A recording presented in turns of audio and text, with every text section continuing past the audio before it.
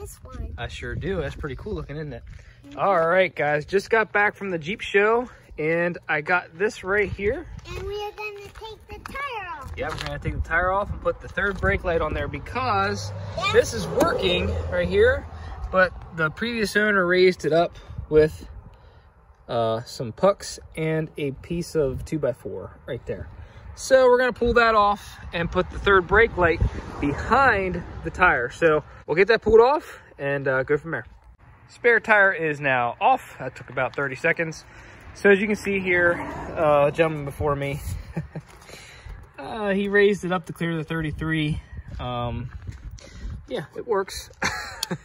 So we'll get that taken apart and get the new light installed. All right, let's open it up, see what we got in here. Okay, here's your ring right here with all the LEDs, some crimps, and it looks like some instructions. It's pretty self-explanatory. There's your factory wiring and what to do. Let's see.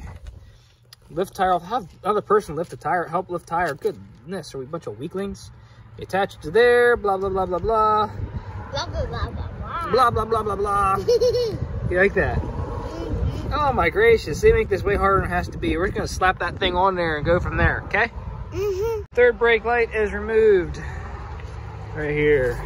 Got everything taken apart. Pucks off of there. And now we gotta wire this thing in. So we got the light put in the back, wired in, spare tire back on. Go ahead, buddy, hit the brake. Hey, let go. Do it again. That looks pretty cool. Push it one more time, buddy. That's sharp. All right, bud, thank you. All right, thank you guys so much for watching. Hope you have a great rest of your evening, and we'll catch you next time.